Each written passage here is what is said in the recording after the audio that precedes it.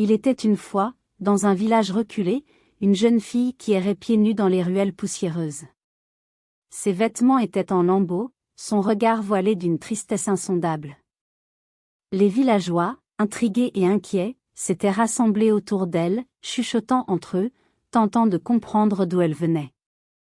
Mais elle restait silencieuse, serrant contre elle une couverture usée, comme s'il s'agissait de son dernier lien avec le monde. Après plusieurs jours de questions posées avec douceur, les anciens du village découvrirent qu'elle ne se souvenait de rien. Elle ignorait d'où elle venait, qui étaient ses parents et comment elle s'était retrouvée seule aux abords de la forêt. Tout ce qu'elle savait, c'était son prénom, Aneya. Touchés par sa détresse, les sages du village organisèrent une assemblée pour décider de son sort.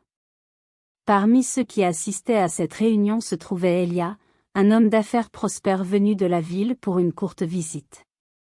Bien que sa réussite l'ait mené loin du village de son enfance, il restait attaché à ses racines et y revenait chaque fois que l'occasion se présentait. Mais sous son apparente assurance se cachait une blessure profonde. Elia avait perdu son épouse des années auparavant, le laissant seul avec sa fille unique, Naïa. Lorsqu'il posa les yeux sur Aneya, quelque chose en lui vacilla. Peut-être était-ce le vide que la mort de sa femme avait laissé, ou simplement la compréhension des difficultés d'élever un enfant sans mère. Une étrange compassion naquit en lui. Alors que les discussions s'éternisaient sur le sort d'Aneya, Elia se leva soudainement et déclara d'une voix calme mais ferme. « Je vais la prendre avec moi. Je lui offrirai un foyer et une nouvelle vie. » Les villageois échangèrent des regards étonnés. Elia était un homme de prestige, vivant dans une grande ville où tout était différent d'ici. Et Aneya, elle, était une inconnue, une enfant sans passé ni souvenir. Mais l'homme était déterminé. Il sentait qu'elle avait besoin d'une famille, et il savait au fond de lui qu'il pouvait lui offrir ce qu'elle avait perdu. Les anciens finirent par hocher la tête en signe d'approbation. Ainsi, Aneya quitta le village, lançant un dernier regard à l'endroit qui lui avait offert un refuge éphémère, sans savoir ce qui l'attendait au-delà des collines. Lorsqu'ils arrivèrent en ville, les grandes portes du domaine d'Elia s'ouvrirent avec un bruit sourd. La lumière du hall illuminait le sol de marbre et faisait scintiller les lustres suspendus. Aneya, impressionnée, hésita sur le seuil, se sentant minuscule face à tant de grandeur. Naïa, la fille d'Elia, l'attendait déjà à l'intérieur. Lorsqu'elle vit son père, elle lui offrit un sourire chaleureux et l'étreignit brièvement. « Bienvenue à la maison, père, dit-elle d'une voix douce. Elia lui rendit son sourire, posant une main sur son épaule avant de tourner son regard vers Aneya. « J'aimerais que tu rencontres quelqu'un de spécial, annonça-t-il d'un ton posé. Naïa suivit son regard jusqu'à la jeune fille inconnue, son expression passant de la curiosité à la réserve. Elle observa Aneya de la tête aux pieds, ses lèvres se pinçant légèrement. « Qui est-elle ? demanda-t-elle. « Elle va vivre avec nous, répondit Elia, la voix empreinte de chaleur. « Je veux que tu la considères comme ta sœur. » Naïa cligna des yeux, déconcertée. « Une sœur ?» Elle dévisagea Aneya, son sourire vacillant. « Mais, elle n'est pas de notre famille, répliqua-t-elle d'un ton incertain. Les mots de Naïa frappèrent Aneya de plein fouet. Instinctivement, elle baissa les yeux, mal à l'aise. Elia s'agenouilla doucement devant sa fille, son regard tendre mais résolu. La famille ne se résume pas au lien du sang, Naïa. Elle se construit avec l'amour, le soutien et les liens que nous choisissons de tisser. J'ai pris la décision d'accueillir Aneya, et j'ai besoin que tu lui ouvres ton cœur.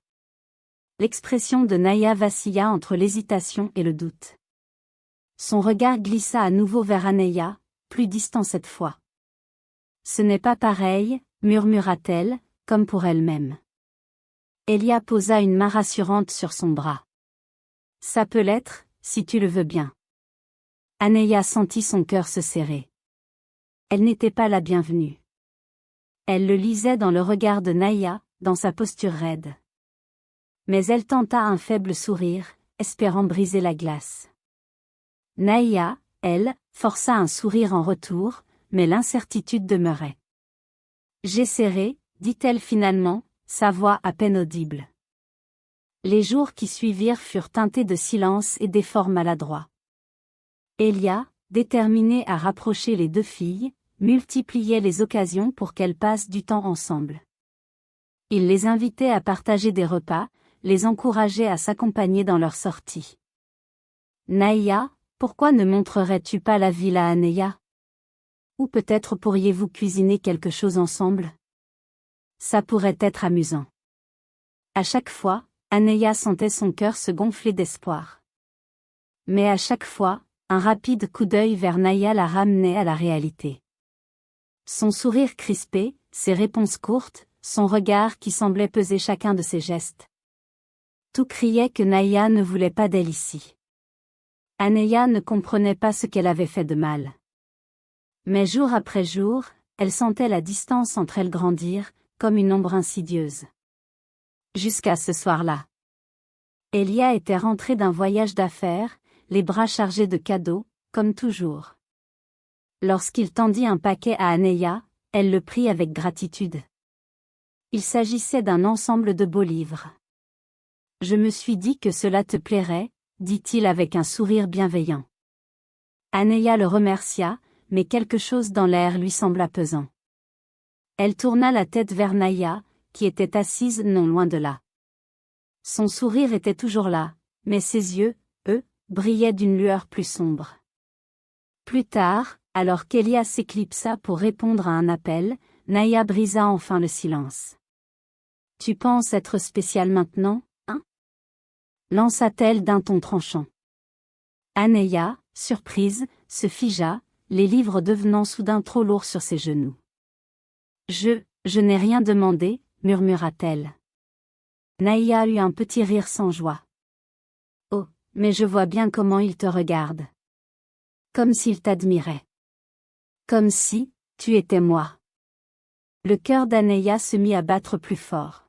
« Je ne veux rien te prendre, Naïa. Je ne ferai jamais ça. » Mais l'autre secoua la tête, son regard dur. « C'est exactement ce que tu fais. » Puis elle se leva brusquement et quitta la pièce, laissant Anéa seule, bouleversée. Ce fut cette nuit-là qu'Anéa comprit. Naïa ne la voyait pas comme une sœur. Elle la voyait comme une menace. Le lendemain matin, Anéa sentit immédiatement que quelque chose n'allait pas. Lorsqu'elle entra dans sa chambre, un frisson lui parcourut l'échine. Ses affaires avaient été déplacées, comme si quelqu'un avait fouillé dans ses tiroirs. Son manuel scolaire préféré avait disparu. Pire encore, son collier, le seul objet dont elle se souvenait et auquel elle tenait plus que tout, avait disparu. Une vague de panique s'empara d'elle. Elle fouilla fébrilement sous son oreiller, dans son armoire, derrière la commode. Rien. Son cœur battait à tout rompre. Quelqu'un était venu ici. Et elle savait déjà qui. Lorsque la nuit tomba, elle attendit dans le couloir, les poings serrés. Lorsque Naïa passa près d'elle, Anéa lui bloqua le chemin. « As-tu pris mes affaires ?» demanda-t-elle, sa voix tremblante mais ferme. Naïa haussa un sourcil, affichant un sourire narquois. « Pourquoi aurais-je besoin de tes affaires ? Peut-être que tu les as juste égarées. Rends-moi mon collier. » « Oh, alors c'est lui que tu cherches ?» fit Naïa en croisant les bras. « C'est facile de se perdre quand on ne sait même pas d'où on vient. » Anéa sentit une boule se former dans sa gorge, mais elle tint bon. « Je ne suis pas perdue. Je suis ici, avec toi. » Un éclat d'irritation traversa le regard de Naïa, mais elle ne répondit rien. Elle se contenta de hausser les épaules avant de s'éloigner, la laissant seule dans l'ombre du couloir. Mais le pire était encore à venir. Une semaine plus tard, Elia rentra d'un autre voyage. Comme à son habitude, il rapporta des cadeaux pour ses filles. Lorsqu'il tendit un bracelet précieux à Naïa et un ensemble de livres à Anéa, la tension dans la pièce devint presque palpable. Naïa serra les dents, remerciant son père d'un sourire crispé. Lorsqu'Elia quitta la pièce, son sourire s'effaça aussitôt. Tu crois vraiment que tu fais partie de cette famille, n'est-ce pas? Murmura-t-elle en jouant distraitement avec le bracelet à son poignet. Je n'essaie pas de te prendre quoi que ce soit, répondit Aneya, sentant la tension monter. Tu n'as rien à faire ici. Aneya ouvrit la bouche pour répondre, mais Naïa se leva brusquement et sortit en trombe, la laissant seule avec un poids immense sur la poitrine. Mais ce n'était que le début. Le lendemain matin, Aneya trouva sa chambre en désordre. Son pendentif, ce petit bijou auquel elle tenait tant, était réapparu, mais il était brisé. Quelqu'un l'avait volontairement détruit. Les larmes aux yeux, elle se précipita hors de sa chambre, bien décidée à obtenir des explications. Elle trouva Naïa dans la cuisine et se planta devant elle. « Pourquoi fais-tu ça » demanda-t-elle, la gorge serrée. Naïa haussa un sourcil, feignant l'innocence. « Je n'ai aucune idée de quoi tu parles. »« Mon collier. Mon livre. Mes affaires. »« Pourquoi ?» Un sourire amusé effleura les lèvres de Naïa. « Peut-être que tu devrais simplement partir. » Aneya sentit sa colère monter, mais elle savait que se disputer avec Naïa ne ferait qu'empirer les choses. Elle prit une profonde inspiration. « Je ne partirai pas. » Naïa la fixa, comme si elle cherchait à évaluer si elle était sérieuse. Puis elle soupira et quitta la pièce, la laissant seule avec ses doutes. Mais Naïa n'en avait pas fini. Un soir, alors qu'Elia était absent, elle mit son plan en action. Elle savait où son père gardait le collier précieux de sa défunte épouse. Un bijou irremplaçable, d'une valeur inestimable. Lentement, elle ouvrit le tiroir et le prit dans ses mains. Son cœur battait à tout rompre. Son plan était simple, placer le collier dans la chambre d'Aneya, le faire accuser de vol et briser la confiance qu'Elia avait en elle. Peut-être alors renverrait-il enfin cette intruse d'où elle venait. Mais au moment où elle se retourna pour sortir, la porte grinça. Aneya se tenait sur le seuil, la fixant avec des yeux écarquillés. Le souffle de Naïa se bloqua dans sa gorge. Prise de panique, elle fit un pas en arrière et perdit l'équilibre. Son pied glissa sur le bord du tapis et elle chuta dangereusement vers le coin du bureau. Aneya réagit instantanément. Dans un mouvement rapide, elle se précipita et attrapa le bras de Naïa juste à temps, la retenant avant qu'elle ne se cogne la tête contre le meuble. Naïa sentit la main ferme d'Aneya l'empêcher de tomber, la stabilisant avec précaution. Ce n'est qu'après avoir retrouvé son équilibre qu'elle réalisa l'erreur fatale, le collier qu'elle tenait était désormais pleinement visible. Et c'est à cet instant précis qu'Elia ouvrit la porte. Son regard passa d'Aneya à Naïa, puis au collier qu'elle tenait encore entre ses doigts tremblants. « Qu'est-ce qui se passe ici » demanda-t-il d'une voix froide. Naïa blêmit. Elle ouvrit la bouche, mais aucun son n'en sortit. « Naïa » insista Elia, sa voix plus dure. Elle sentit la panique l'envahir. Son plan venait de s'écrouler sous ses yeux. « Je voulais, commença-t-elle, mais sa voix se brisa. Elia croisa les bras, attendant une explication. Finalement, Naïa lâcha un soupir tremblant et baissa les yeux. « Je voulais le cacher dans la chambre d'Aneya » avoua-t-elle dans un souffle. Elia recula légèrement, comme s'il avait du mal à croire ce qu'il venait d'entendre. « Pourquoi » murmura-t-il, blessé. Naïa sentit sa gorge se serrer. Elle jeta un regard rapide à Aneya, qui la regardait sans colère, seulement avec une infinie tristesse. « Parce que, je pensais que si elle partait, tu arrêterais de t'intéresser à elle, que, tu m'aimerais comme avant, avoua-t-elle dans un murmure. Elia s'agenouilla devant elle et posa une main sur son épaule. « Naïa, tu as toujours été ma fille. Rien ne changera jamais ça. » Naïa baissa la tête, des larmes silencieuses coulant sur ses joues. Aneya fit un pas en avant et, à la surprise de Naïa, elle lui tendit la main.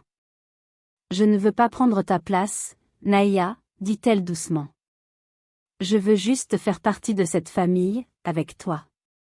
Naïa la regarda, hésitante. Puis, lentement, elle prit la main d'Anéia. Un frisson d'émotion passa dans la pièce. Elia sourit, les yeux brillants. Vous êtes mes filles, toutes les deux, dit-il simplement. Ce soir-là, pour la première fois, Naïa ne vit plus Anéia comme une rivale. Elle vit enfin en elle, une sœur. Les jours passèrent, et lentement, une véritable complicité se tissa entre Anéia et Naïa.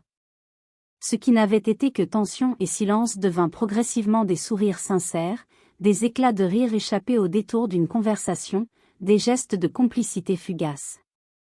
Elia observait ce changement avec une satisfaction silencieuse.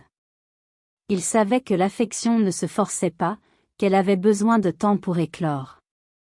Mais voir ses filles, car il considérait Anéia comme telle désormais apprendre à se comprendre et à s'accepter, lui réchauffait le cœur. Un après-midi, il prit une décision. Je pense qu'il est temps de retourner au village, annonça-t-il lors du dîner. Naïa haussa un sourcil. Pourquoi? Parce que c'est là-bas que tout a commencé pour Anéia, expliqua-t-il. Peut-être que revisiter cet endroit lui permettra de se sentir encore plus en paix avec son passé, et son avenir. Anéia ne savait pas trop quoi en penser, mais elle accepta. Ce village lui avait offert un refuge lorsqu'elle était perdue. Y retourner en tant que membre de la famille d'Elia serait une expérience étrange, mais peut-être nécessaire. Lorsqu'ils arrivèrent au village, les habitants les accueillirent chaleureusement. Certains reconnurent Anéia et furent ravis de la voir en bonne santé, entourée d'une famille. Elle se promena dans les ruelles familières, redécouvrant les endroits où elle avait erré lorsqu'elle n'était qu'une inconnue sans mémoire. Mais malgré la douceur de ces retrouvailles, un sentiment d'inquiétude persistait au fond d'elle, une sensation diffuse qu'elle n'arrivait pas à expliquer. Ce fut au moment où elle traversait la place du village que tout bascula. Un murmure courut dans la foule. Puis une voix. C'est elle, n'est-ce pas? Anéia s'arrêta, sentant son cœur s'emballer. Lorsqu'elle leva les yeux, elle vit un homme et une femme qu'elle ne reconnut pas immédiatement. Mais eux, en revanche, semblaient bouleversés. L'homme s'avança d'un pas hésitant, puis murmura, comme s'il n'osait y croire. Anéia. Elle sentit son souffle se bloquer dans sa gorge. Cet homme disait son prénom avec une telle familiarité, un tel poids d'émotion. Était-ce possible? Qui êtes-vous? Demanda-t-elle d'une voix incertaine. La femme à côté de l'homme, une femme aux traits durs mais au sourire calculé, posa une main sur son cœur et soupira avec un air théâtral. Oh mon Dieu, tu ne nous reconnais pas? Anéia fit un pas en arrière. Une sensation de malaise l'envahit. L'homme reprit d'une voix brisée. Nous sommes ta famille, Anéia. Je suis ton père, et voici ta belle-mère. Nous t'avons cherché partout. Le silence tomba brutalement sur la place du village. Tous les regards étaient braqués sur eux. Naïa, restée en retrait, serra les poings. Elia, quant à lui, posa une main sur l'épaule d'Anéia, lui offrant un soutien silencieux. Anéia sentit le sol vaciller sous ses pieds. Était-ce vrai? Était-ce sa famille? Ce n'est pas possible, murmura-t-elle. L'homme hocha la tête, la voix tremblante. Nous avons été dévastés quand tu as disparu. Nous pensions ne jamais te revoir. Anéia ne savait pas quoi répondre. Son esprit était un chaos de pensées et d'émotions contradictoires. Puis sa belle-mère reprit, son sourire toujours vissé sur son visage. Viens avec nous, ma chérie. Rentre à la maison. Le cœur d'Anéia se serra. La maison? Mais, elle avait déjà une maison. Elle jeta un regard à Elia, puis à Naïa. Son père biologique l'avait peut-être cherché, mais pourquoi ce malaise? Pourquoi son instinct lui criait-il de ne pas leur faire confiance? Je ne sais pas, balbutia-t-elle. Elia fit un pas en avant. Aneya fait partie de notre famille, déclara-t-il calmement. Si elle veut rester avec nous, elle le peut. Le visage du père biologique s'assombrit brièvement avant qu'il ne reprenne contenance. Bien sûr, bien sûr. Mais elle est notre fille, vous comprenez. Ce sera sa décision, répliqua Elia avec douceur, mais fermeté. La belle-mère posa une main sur le bras d'Aneya, la serrant légèrement. Nous reviendrons demain pour t'emmener. Puis, sans attendre de réponse, ils tournèrent les talons et s'éloignèrent. Aneya sentit une boule d'angoisse se former dans sa gorge. Tu n'as pas à y aller, murmura Naya à côté d'elle. Mais Aneya était en proie au doute. La nuit, elle ne dormit presque pas. Son esprit était assailli par des souvenirs confus, des fragments épars d'un passé qu'elle avait oublié. Une pièce sombre. Des pleurs étouffés. Une voix tranchante et glaciale. Elle se réveilla en sursaut, haletante. Le matin venu, Elia la trouva assise sur la terrasse, le regard perdu. « Aneya, tu n'es pas obligée de faire ça, lui dit-il doucement. Elle baissa les yeux. « Mais ils sont ma famille, murmura-t-elle. Je leur dois bien ça, non ?» Elia fronça les sourcils. « Que leur dois-tu exactement ?» Elle hésita. « Je ne sais pas. Ils m'ont cherché. Ils disent que mon père n'a pas dormi depuis ma disparition. Est-ce que tu crois que c'est la vérité ?» Aneya leva les yeux vers lui, une étincelle de doute dans le regard.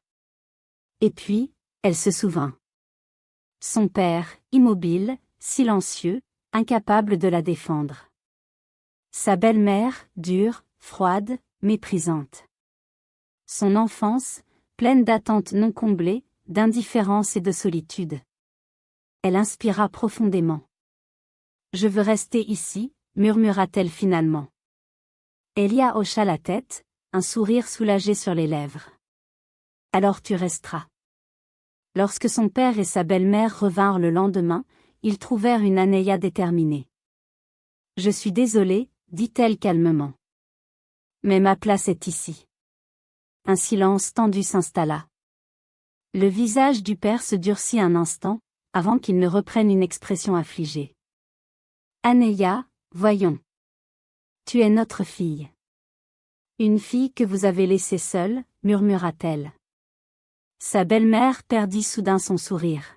« Nous avons fait ce que nous avons pu, » répliqua-t-elle, agacée. « Non, vous avez fait ce que vous vouliez. » Un éclair de colère traversa le regard de la femme. Elia prit doucement la parole. « Si vous essayez de la forcer à partir, je porterai plainte. » Un silence. Puis, lentement, les visages de son ancienne famille se fermèrent. « Très bien, » lâcha la belle-mère, venimeuse. « Qu'elle reste avec vous, alors. » Ils tournèrent les talons et s'éloignèrent. Aneya sentit son cœur ralentir. Elle avait choisi. Et pour la première fois depuis longtemps, elle se sentit enfin libre. Les jours suivants, un sentiment de soulagement flottait dans la maison. Pour la première fois depuis longtemps, Aneya se sentait légère. Elle n'avait plus à se demander si elle avait une place ici. Elle savait maintenant qu'elle en avait une. Naya, qui avait été distante au début, s'était adoucie depuis leur confrontation. Elle n'éprouvait plus de jalousie envers Aneya, mais plutôt un profond respect. Il y avait quelque chose d'incroyablement fort chez elle, malgré tout ce qu'elle avait traversé, elle avait su rester debout, et maintenant, elle faisait partie de leur famille. Un soir, elle y a réuni les filles dans le jardin. Il avait préparé quelque chose de spécial. Sous la lumière tamisée des lanternes suspendues aux arbres, une table était dressée. « Ce soir, nous célébrons notre famille, » annonça-t-il avec un sourire. Aneya et Naya se regardèrent, surprises mais touchées. « Nous avons traversé beaucoup de choses, » continua Elia. « Mais ce qui compte, c'est qu'aujourd'hui, nous sommes ensemble. » Il tendit un petit coffret à Aneya. « Ouvre-le, lui murmura-t-il. Les doigts tremblants, elle souleva le couvercle. À l'intérieur reposait un médaillon délicat, gravé d'un symbole qu'elle ne connaissait pas. C'est le blason de notre famille, expliqua Elia. Je veux que tu le portes, si tu le souhaites, parce que tu es des nôtres maintenant. Anéa sentit les larmes lui monter aux yeux. Elle prit le médaillon et le serra contre son cœur. Merci, souffla-t-elle. Naïa, qui observait la scène, se racla la gorge et tendit un petit paquet emballé à Anéa. Moi aussi, j'ai quelque chose pour toi, murmura-t-elle, un peu gênée. Anéa ouvrit le paquet et découvrit un bracelet tissé à la main. Je l'ai fait moi-même, avoua Naïa. J'ai voulu qu'il représente, nous. Les larmes roulèrent doucement sur les joues d'Anéa. Merci, Naïa. Elle passa le bracelet à son poignet et, dans un élan spontané, elle serra sa sœur adoptive dans ses bras. Naïa, prise au dépourvu, hésita une seconde avant de lui rendre son étreinte. Elia, les regardant, sourit avec fierté. À nous, dit-il en levant son verre. Anéa et Naïa l'imitèrent, un sourire radieux sur les lèvres. Ce soir-là, Anéa se coucha en sachant qu'elle n'était plus une fille perdue. Elle avait une maison. Elle avait une famille. Et surtout, elle avait enfin trouvé sa place.